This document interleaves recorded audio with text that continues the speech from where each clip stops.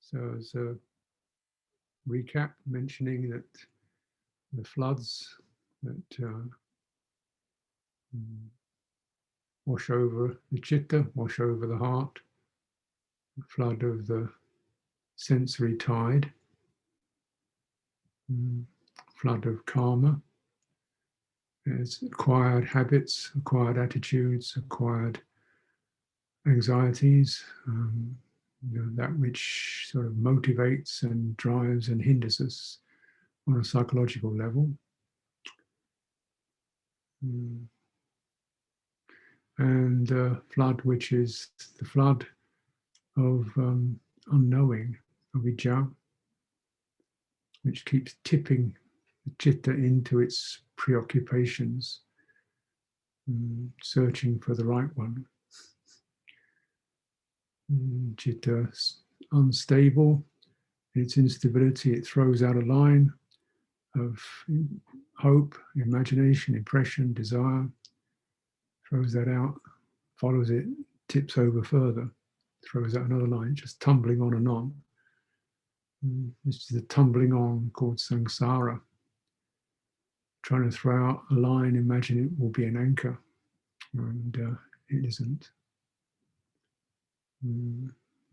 Because so, well, when the untrained mind, no alternative, because what else is there?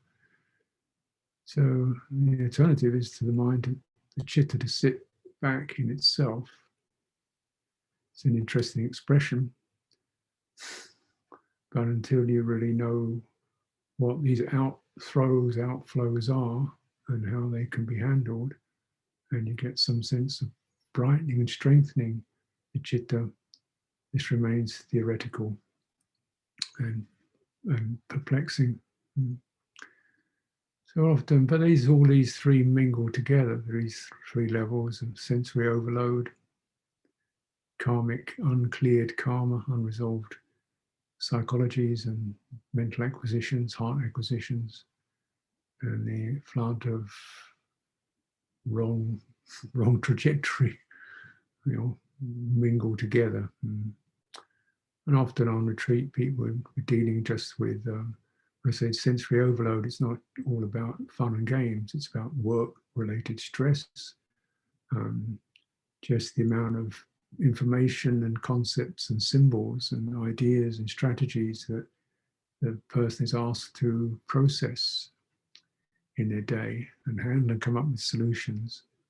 And often pretty faster the better. So it's if we are ramped, the speed of our intelligence is ramped up, highly ramped up, and there's a disembodiment that occurs. Just running on willpower and losing access to the grounding effect of the body. And therefore the mind is just spinning its own creations. And this is, say, not just through sort of, perverse wishes, but often seemingly sometimes compelled by the market forces of the workplace. And how you deal with that is difficult to deal with. But certainly, one would say the rough guide has to be, well, can you get a different job? It's one idea. If you can, just do a 4-day week or a 3-day week or something, what is your life about? Are you born to work or what? And the other is, can you make more effort to stay in your body while you're doing things, and begin to filter out the unnecessary distractedness.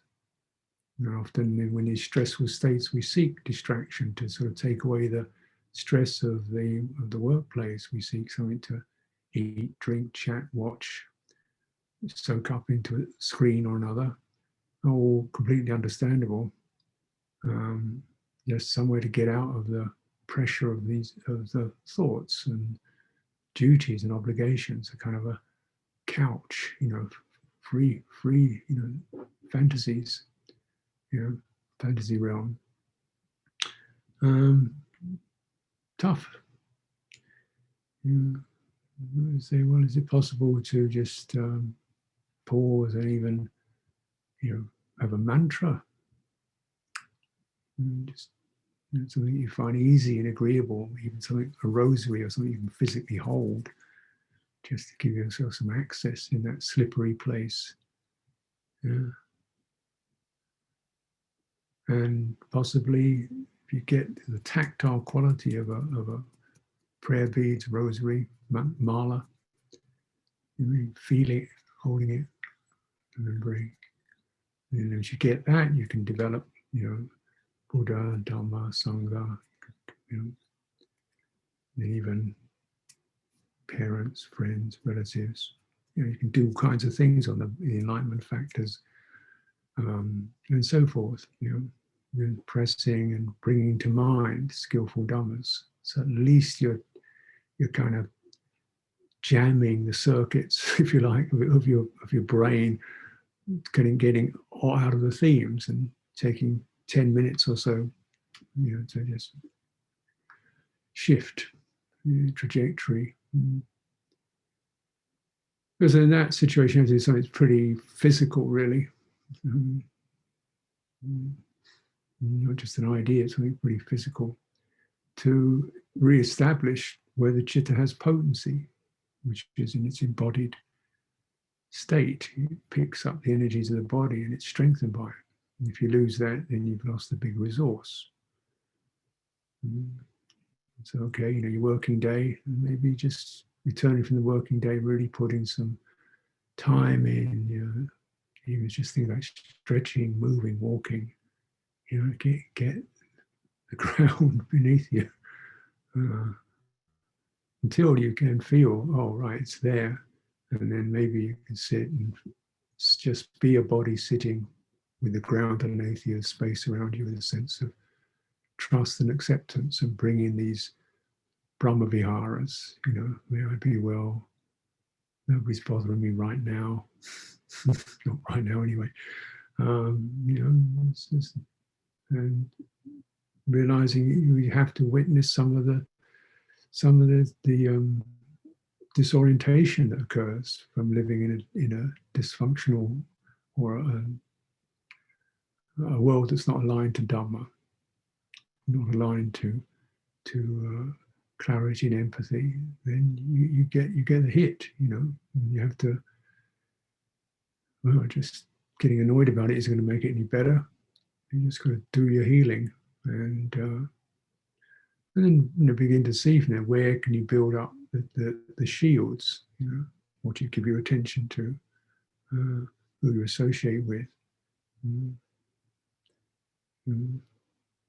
then the nourishers, the qualities of heartfulness and self-acceptance. And so this is the sort of like you're developing, called parami. And parami are trajectories or themes of practice that are called the flood crossers. Yeah, and so generosity, virtue, renunciation, these go against the flood of acquisition, self-isolation, me and mine. That's the most important thing. And it's something more mutual, and where energy can flow more freely. 10 parami. And so try and remember generosity, virtue, renunciation, discernment, patience, energy, truthfulness, kindness, resolution, equanimity. And you can look in a book for those, but the theme of it is is you're using, you can't necessarily meditate all day, but you can sort of have a resolution for, today I'll keep, renunciation means to differentiate between what I need and what I want, and also differentiate between the seduction of you could have one of these to the question, do I need it? And really prioritizing need over want or desire. A lot of, clearly, consumerism works because it's easy and it's some very stuff that seems agreeable and is agreeable, but then you slide into, away from that sense of firmness which is needed. One needs the firmness to push, to hold against the floods, not just being, relaxed. Being sort of there's a relaxation of craving or agitation, but there's a firmness of presence and this constant, reiteration of, renunciation, need rather than want, virtue. Is this ethically appropriate? Is this sensitive? Is this respecting other people? Because it's so easy to slide into dismissing, blaming. Why bother? It's not that people are all doing wonderful things, but why bother going into blaming and accusation if you don't need to? It's just unpleasant, poisonous qualities. Generosity, sharing your time, sharing your presence, sharing your understanding, living that quality of heart. So these help to open out the person from the more contracted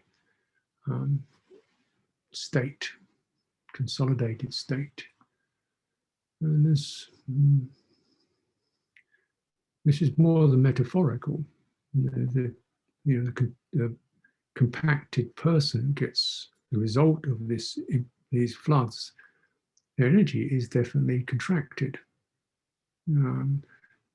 It's quite common for people not to only live in a zone of their body because it's so sort of squashed. They're squashed into the action parts of the body, namely the face, the head, maybe a hand or two. It's really, and even sometimes just a little zone around the eyes. They live somewhere behind the eyes, and the rest of it's lost for periods of time. And there's a contraction of energy. In the contracted energy state, you can't get the free flow of vitality that refreshes, cleans, nourishes. And that's most obviously expressed through breathing. It's cleans, you breathe out, discharge. And that's more than just air. There's an energetic discharge when you breathe out.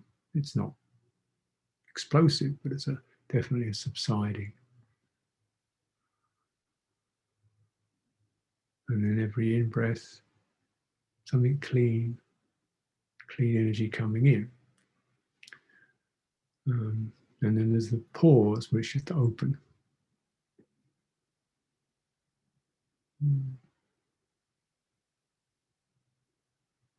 So this breath of life breath, is a cleaner. But bear in mind, this is like, this is like putting, this is the fine cleaner. But when you've got a system that's really clunked up with, heavy stuff, you need something a bit more coarse than that. This is an internal polisher, but you need first of all chop off the really clunky stuff by parami, by lifestyle, by restraint, and by not getting yourself stuck into heavy stuff. And sensory overload is one, but if we're not careful, when the system gets numbed by sensory overload, by work overload, we start to say silly things, we start to act in foolish, careless ways, and then you start to get into the kamma. either generating unskillful karma or not generating good. And one should be someone who's eager for skillful states, you know, eager for good karma. How can I, you know, because this is a great cleaner too. When the surface stuff, you know, of life, and there's some innate beauty and dignity because of good karma. It fortifies the heart. One should not be negligent and look for opportunities to cultivate that. And certainly cultivating parami is a very easy list, you know, of things that will help in that way. Generosity, virtue, renunciation, discernment, truthfulness, patience, patient endurance, bearing with, not compulsive reactivity, but steady. They strengthen. There's an energetic strengthening, they're not just psychological. And you know, you meet people who have a lot of parami, they are very solid in a spacious way. It's interesting, they're not solid in a gripped way, but just not moved. They can stand in the winds of the world and not be blown. But you need to cultivate. It's called the person of integrity, the sapurisa. This is a term used in Buddhist scriptures. So it's a nice counterbalance to anatta, not self. We're saying, yeah, not self, not personality, and yet there is this sapurisa, the person, the one of integrity. These are just expressions, of course, but it really means the heart of integrity. Whereas the sense of self is about the sense of self in Buddhist analysis is the accumulation of certain programs, say, of isolation. I am me, I'm just this, everything else is other. There's no permeability, there's limited mutuality. I'm me, I feel left out from everything else. I'm frightened, I'm in this, or I'm most important, everything else is secondary. You know, the fluctuations from narcissism to pessimism. You know, this sense of being a separate entity. You know, there's a program. You know, this is a kind of fear program that, say, occurs almost with birth, when one suddenly is experiencing separation. And so there's a kind of there's a consolidation into a local form called my body, me. And depending on the situation you're in, that can be intensified by upbringing, where there's a lot of pressure to be successful, to be special, to be something. You know, so there's a feeling that life is a race. You've got to win at it. That's extremely isolationist because there's only one winner. Comparison, conceiving, defining yourself, better than, less than, all this isolates. The fear of not belonging, of not being accepted. This is one of the primary foundations of self. And so every time we open out, we reach out, we care for another, we accept others, we work together, and we're working against that.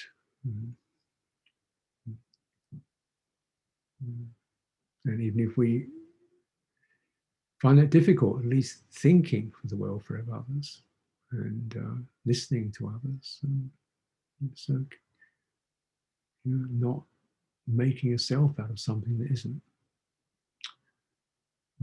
So this self is a program. And once that isolation happens, then there comes up the program to acquire things, to make this thing here fuller, richer than it is, because it's experiencing the sense of loss of harmony, loss of continuity, loss of ease. So we want to put things in it to make it feel better.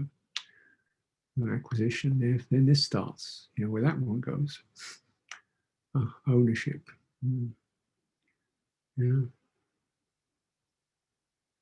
And continuity, that is to always thinking in terms of planning the future, living for a future.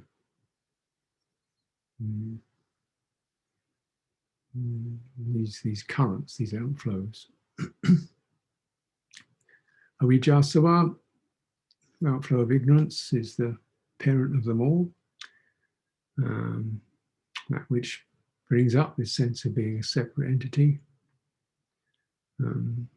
That's a profound outflow. Bhavasava, Karmasava, that which is interested in, feeding on sense world, sense data, including thought.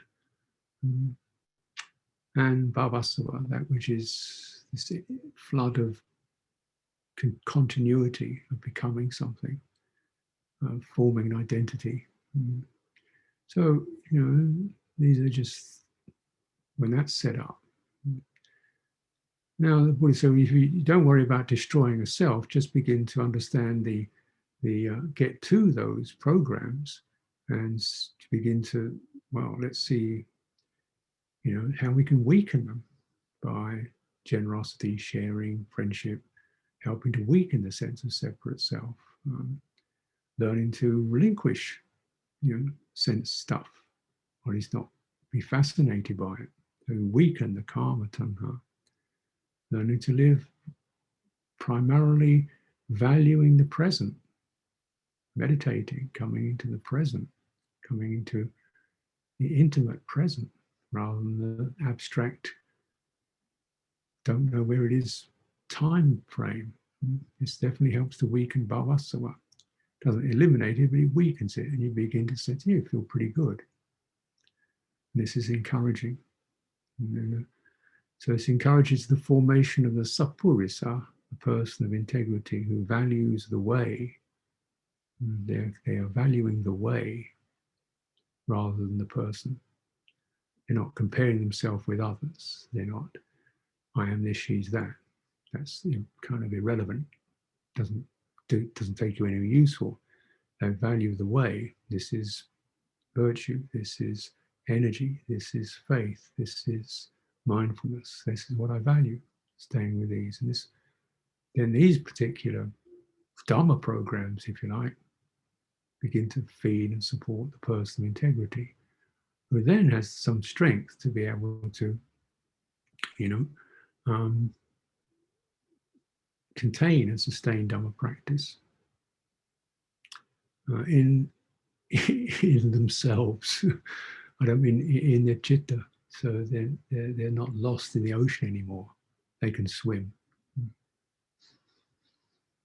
And then we have to, personal integrity, someone is beginning to work on the acquisitions, that which is inherited in birth,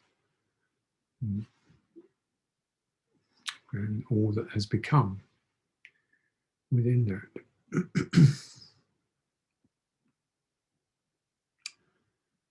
Being born into this form, we are, feeling happens. Feeling happens, there is experience of one who is touched by feeling, agitated, stirred. And of all kinds of feeling, the feeling that comes from mental, psychological, emotional feeling is the most poignant because it goes straight to the heart. Where physical feeling is there, but then it's gone once you fix the cut or the bruise. But stuff that goes into the heart doesn't fix that easy. And the strategy is rather different. So fixing or changing or referring to the pain in the heart, of which either through one's own actions or through what the actions of others. So it's often we recognize that people experiencing psychological abuse, childhood abuse, marital abuse, and on and on. So this being in a world of non-Aryan people, one gets abuse. And not so it's wrong to say everything you feel is because of your actions. There are also psychological pain that occurs through the actions of others. So it's not that, it's all your fault, which it's so we're going to,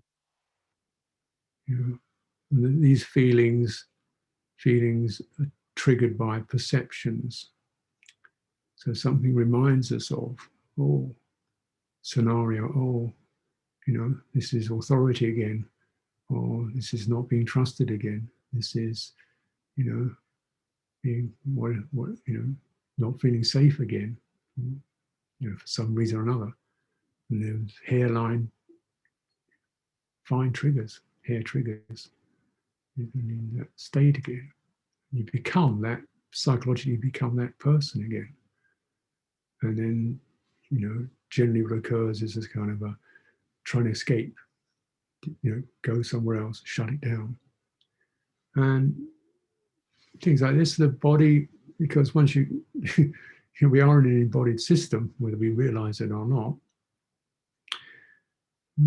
So when there's psychological pain and distress, the body, that goes into the body. The body then, I'm exaggerating, it winces or it tightens up. So you can find, even without you thinking, it's a reflex. Like if somebody stands on your toe, you don't have to think about it, you immediately jump, reflex. And so it's pretty much the same with mental stuff. That when it touches the heart, the body just, and you can't undo it with thought. You can't tell yourself, oh, don't worry, it's gone now, you're okay, everybody loves you. It doesn't work. The only way, you've got to go back and sort of like what's happening in the body, and you can find there are locked places which are, and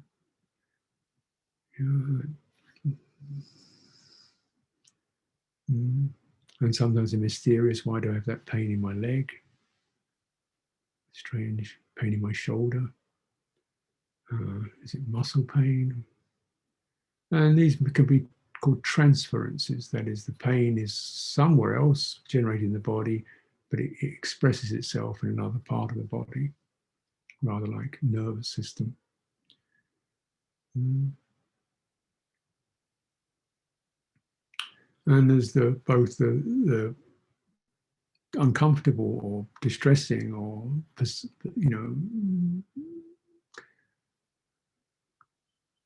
energies in the body through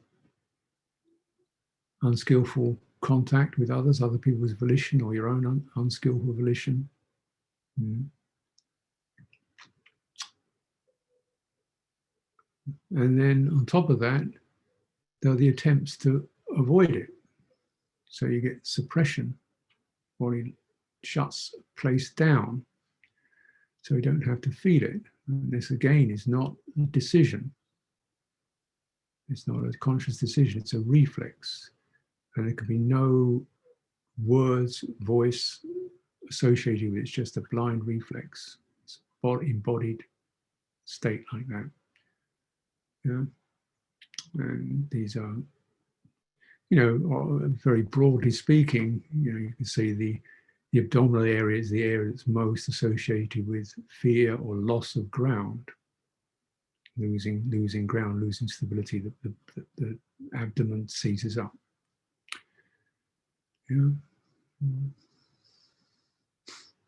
Yes, you can recognize that. And the chest also is more associated with grief, broken heart, loss of heartfulness, because the heart has an energy field that extends from the physical heart, puts out energy. And so when there is this relational abuse or relational loss, the heart energy is disrupted And this, you get this feeling that people feel it in their chest area, contracted, and this can pull the body over. So this kind of, you can find your body seemingly hunching over. It's like the shell, the carapace. And in a way, it's sort of closing the heart down so it doesn't have to feel too much. This is a reflex that may not be as exaggerated as I'm modeling it, but it feels like that. It feels like you're closing and tightening in the belly. And then, of course, the head, the face is associated really with that which expresses. So when we can't express things, the tongue and the throat lock to stop stuff happening, stop being expressed. There's a closure, because the face is where we signal to others. And if what we're experiencing is, really unfortunate, we're liable to be a little bit, expressive, but we feel we shouldn't do that. So it shuts it down. So, people are pretty used to holding their emotions down, because sometimes to not hold your emotion down, you get even more trouble. So you just can it. And then what happens is you get a lock in the throat, the neck, the tongue, and sometimes the head seizes up. So there's both the effects and also the way the body seizes up to prevent the effects being felt.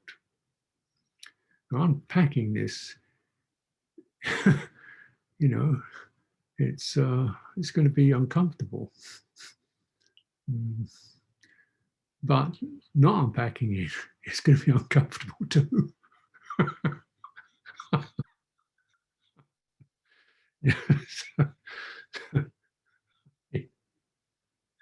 Not only uncomfortable, also, won't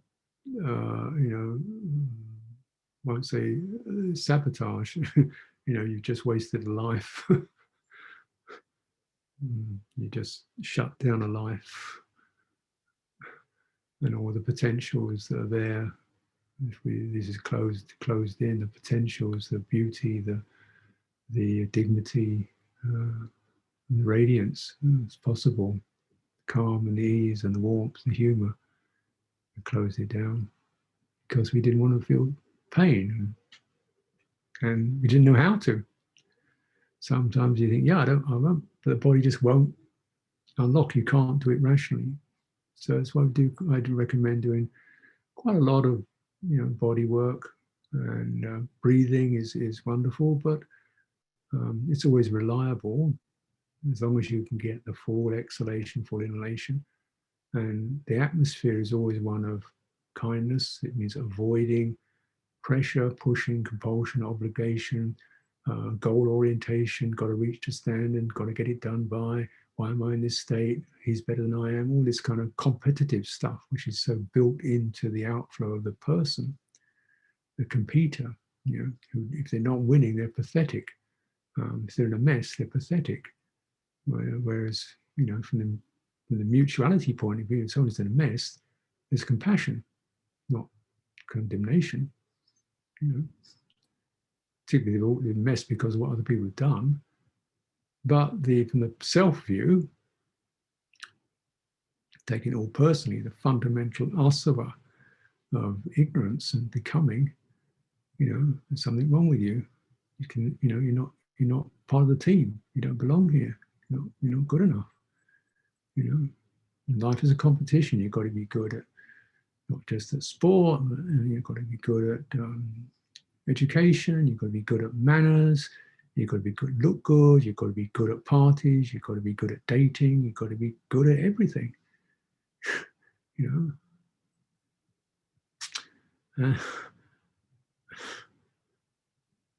it's fake. You lose authenticity and autonomy, not living your own life. So some of the Brahma-vihara aspect is just like the equanimity, just to let it be as it is. The baseline. We've got to get to that place of acceptance of the distress, and with no stick, no carrot, no stick. Instead, the mind opening.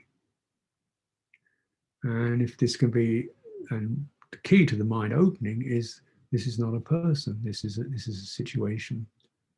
This is not me personally. This is a karmic configuration that is something that, right, one can, heart can rise out of.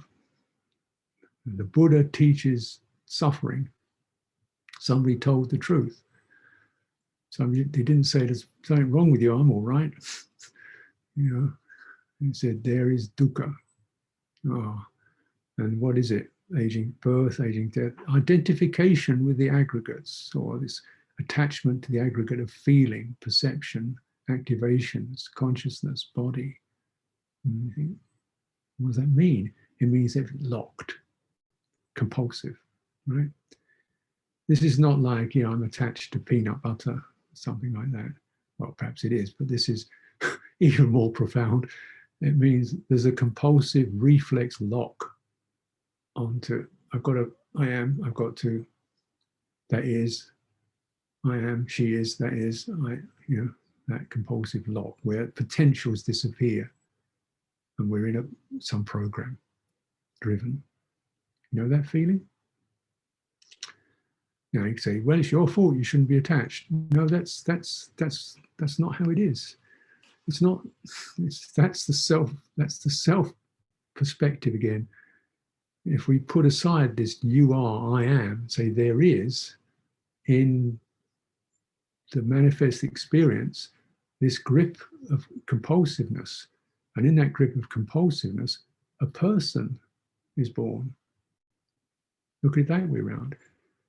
It's not that you are attached. Attachment creates you as a separate configured identity, right? A solid lump of this, sustained in time. And so, when we sort of, that's the lock. So we start to say, is there as I'm saying, clearing these,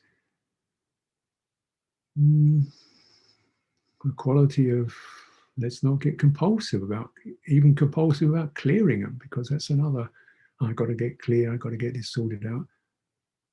It doesn't work like that. That's still the same compulsive. I've got to. So we say, well, let's just honor the Blessed One, into the realm of the sacred, and realize we can rise. We can lift. Even a sick person can feel inspired. Even a deathbed, we can feel we can rise. You rise to the light. On your deathbed, you can rise. It's a potential. It's definitely there. You can rise. And you rise, in the rising is associated with that's the karmic configuration. I mean, you don't think this way, but you can step back, see it, and rise to something. Value, virtue, integrities. This is not about karma. This is timeless value. It's not about personal acquisitions. I didn't create virtue. It's not mine. And this is the beautiful sign of resonance in harmony with others. Resonance in harmony. Just meditating on what that would feel like. And then beginning perhaps, witnessing, aware of, rather than making something happen. Just aware, open to it. And resonance in harmony. And finding somewhere in this very body, the body is resonant with itself. It knows how to walk. It knows how to breathe. It's working itself. And so you start to experience the body itself as something that's very much resonating with its environment. It's breathing from the air out, and it's drawing air in. It's walking on the earth beneath. It's very much not separate from its physical environment. Impossible to be separate from it. And even that, walking meditation, just walking and feeling. You don't need an identity to walk. It's irrelevant. Your body can walk perfectly well. You don't have to be somebody doing it. Walking. And just keep relinquishing the intensity of the person. This is just a lovely, gentle way of cultivation. It's not some, intense ego smashing stuff. This is just the truth of walking.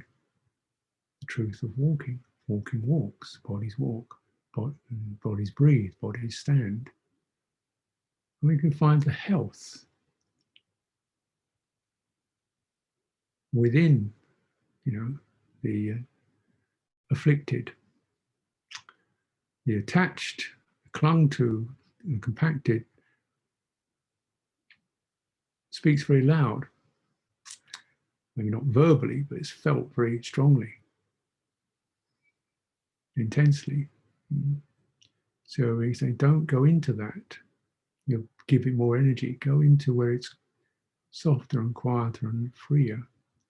If it's just the ending of the out-breath, if it's just the soft movement of the walking, get familiar with that, because that's where you're picking up your life current. Your life current, which is a gift. It's not intensely created. It's not a strategy. It's not a technique. It's a life gift. Just be in that lightness of the given inhalation, the given exhalation. Don't make a strategy out of it. Don't even make a practice out of it in that contrived way. And what's going to happen is that some discharge will occur. Some of the intensities and the gripping begins to release because you're in the presence of something that is able to discharge, not shove out or repress, but discharge. Yeah. And there's the citta, heart awareness, being in that, being with that, gets to feel that. Oh, and then there is a place. There is an energy called discharge. Rather than always more. Next. There's an energy which is, just let that pass. Doesn't have to be a next. Doesn't have to be a next. Let it happen by itself. When you breathe out, it's as if you're never going to breathe in again. Just let it happen. Release the ownership. Let the body do it in its own time. You're a little bit more familiar and trusting with that. This happens on a non-verbal reflex level, which is the real thing. It's not just a slogan. It's not just a teaching. The real thing occurs at the reflex level, where the body and the heart begin to experience a sense of trust. This is deep faith. Energy arises from that place. When there is this embodied trust in the process of discharge, nature, energy moving freely. We don't have to control it or make it happen or name it or own it. Instead, you just trust it. Energy arises because the energy which was associated with all that clamping, which does take up energy, it's not chosen energy, it's a reflex energy. Whenever the energy of clamping and contracting and fighting and struggling and suppressing is checked or released, energy starts to flow. And you've got available energy, virya. And this is a big turning point. When you get some energy, don't squander it, but linger in the just the sense of a little bit of freedom. Mm. And then you can apply that energy with mindfulness to where can I sustain that energy current? Breathing in, breathing out, walking up and down. It becomes nice and fluid. Yeah. And the longer unbroken that is, it's gradually melting some of the hard intensities of clinging. Mm. And then possibilities begin to open up. Your mind settles and you can see things more clearly. This is these indriyas, you know, faith, energy, mindfulness, composure, collectedness, and discernment, wisdom. Mm. These are your citta's faculties, indriya. Mm. Buddha, so these merge in the deathless. Mm.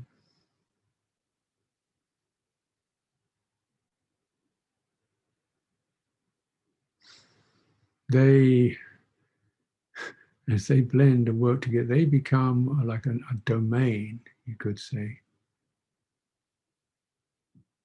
which is the true heart, the sapurisa, the Dhamma person, if you like. Mm. And then this well, the stream enterer, we want to call it someone who's actually that, for that, they are ripe enough to be able to, you know, understand the personal pack, the karmic pack for what it is. And there's some karma that can be released in this very life. Some karma can just become non-obstructive. It means it's there, but it's no longer causing reaction. Whereas karma, when it's still alive, if you like, it means every time we experience it, we react in accordance with it. When it's rendered impotent, it means we know that sense of, oh, there's that sense of fear or whatever. Yeah, just that. Just a moment when you recognize that and it doesn't take over. So some of the this stems the outflows and the continuing to generate a person out of these these accumulated states, dwindles, relinquishes. But some of this can sound esoteric or just like with the Buddhist doctrine. So our occasion here is to just get down to some practical work. I mean, occasionally remembering, bringing to mind again the teachings, bringing to mind again the possibilities, bringing to mind again the nature of conditioned reality, bringing to mind again the common problem of stress, bringing to mind again the common path, and looking at some specific tools that you can have access to within your range. Within the range of what you, well, physical condition, your how rich your citta is. Sometimes it just needs more strength, more time to ripen. You just keep working within the range of what you're capable of, where you begin to feel the sense of something flowing more freely. The faith is there. The faith, in a way, is perhaps the most significant determining factor. If that's lost, then you've got to go back again and start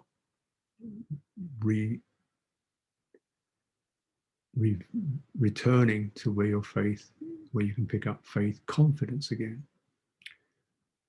If there is confidence and faith, this is called the opening of the door. When you're staying with that, you're going to feel some heart energy. It may be you feel the sense of love and devotion. You want to make offerings. You want to serve, you want to help out. Not because you have to, getting paid for it, a job, no, it's because you just your energy, and you want to use that energy, or you want to meditate. You have energy for it, because once you have faith, then you have the right kind of energy is available.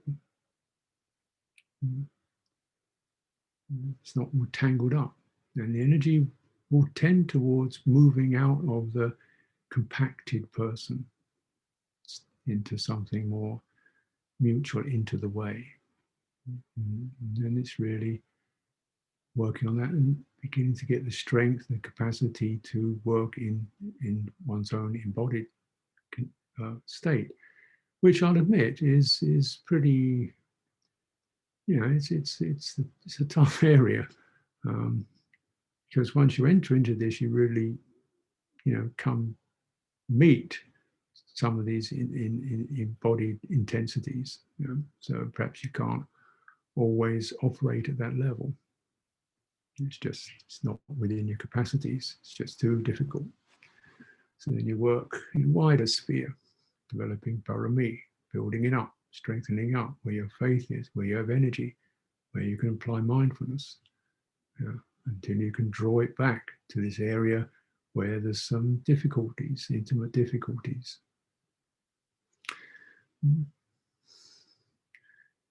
So,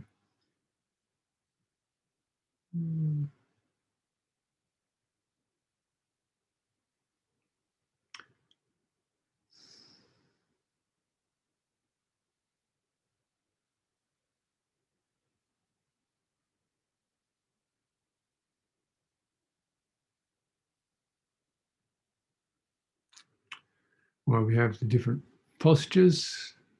Walking is an excellent meditation for experiencing.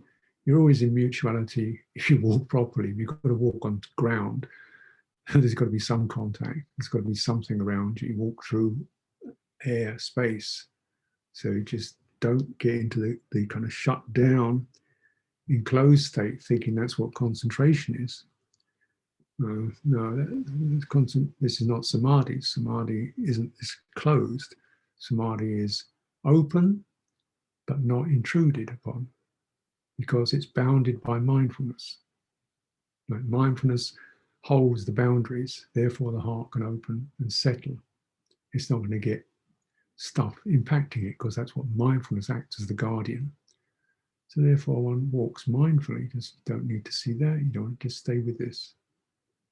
You don't need to go intense and tight. Stay with this. You don't need to disappear. Stay with this. And within that, you'll find all the phenomena that change, but there's an inner presence that becomes more apparent as you're allowing phenomena to manifest and pass. And this is often the time when people are thinking, stuff is bubbling away, but you just keep walking through and attend to the sign of change. Don't get into the topics, but notice, you're bound to feel them, but that feeling, notice it rising, changing, moving. And don't lock or resist it. It has to arise in order to pass. And you're going to feel somewhere along there, you're going to think, that was the cause. As it begins to reveal itself. Can the cause of suffering be relinquished? And we see the cause of suffering as being confusion, ignorance, no, not a person, but just not a history, not a person, but just this is, unskillful impact happening, pain, no story, don't need a story.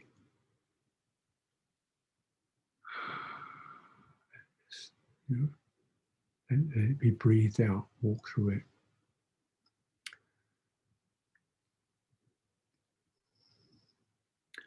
So let's take some time for direct practice. Pause there. I'd like to perhaps present a little 10 minutes or so of a guided meditation, but we'll stop the talk at this time. And if you want to take a 5-minute break, you can convene and I'll show you, I'll take you through a little body meditation. Handamayang Dhammakataya Sadhu Karang Dadamase Sadhu Sadhu Sadhu Anumodani